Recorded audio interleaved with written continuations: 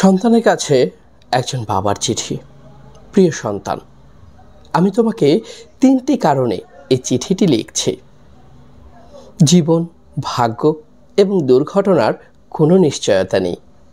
কেউ জানে না সে কতদিন বাঁচবে। আমি তোমার বাবা। যদি আমি তোমাকে এই কথা না বলি, অন্য কেউ বলবে না। যা লিখলাম তা আমার নিজের ব্যক্তিগত তিক্ত অভিজ্ঞতা। এটা হয়তো তোমাকে অনেক অপ্রয়োজনীয় কষ্ট পাওয়া থেকে রক্ষা করতে পারে। জীবনে চলার পথে এগুলো মনে রাখার চেষ্টা করো। যারা তোমার প্রতি সদয় ছিল না, তাদের উপর অসন্তোষ পুষে রেখো না। কারণ তোমার মা এবং আমি ছাড়া তোমার প্রতি সুবিচার করা কারো দায়িত্বের মধ্যে পড়ে না।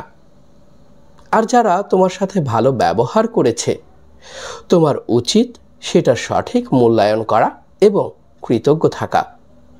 তবে তোমার সতর্ক থাকতে হবে এজন্য যে প্রতিটি মানুষেরই প্রতি পদক্ষেপের নিজ নিজ উদ্দেশ্য থাকতে পারে। একজন মানুষ আজ তোমার সাথে ভালো, তার মানে এই নয় যে সে সবসময় ভালো থাকবে। কাজেই খুব দ্রুত কাউকে প্রকৃত বন্ধু ভেবো না। জীবনে কিছুই কিংবা কেউই অপরিহার্য নয়, যা তোমার পেতেই হবে। একবার যখন তুমি এই কথাটির গভীরতা অনুধাবন করবে, তখন জীবনের পথ চলা অনেক সহজ হবে।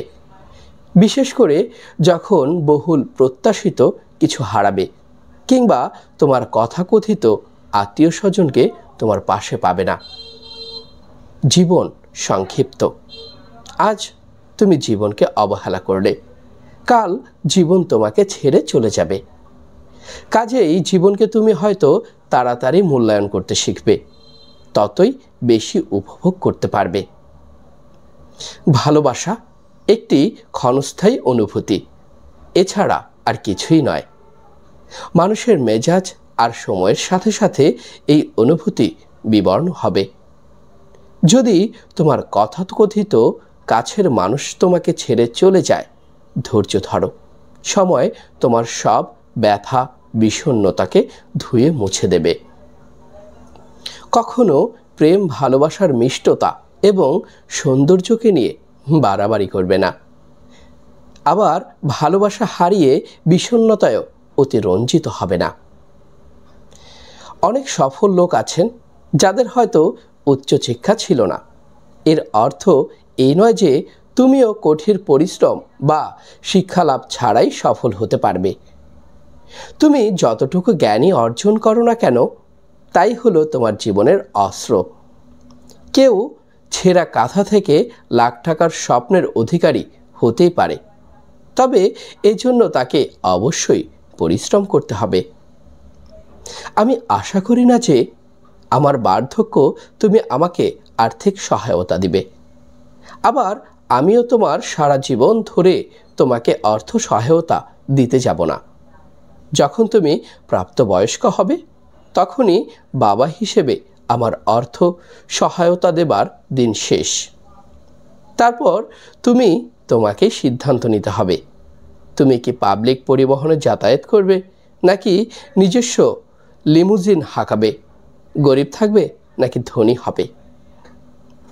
তুমি তোমার কথার মর্যাদা রাখবে, কিন্তু অন্যদের কাছে তা আশা করো না।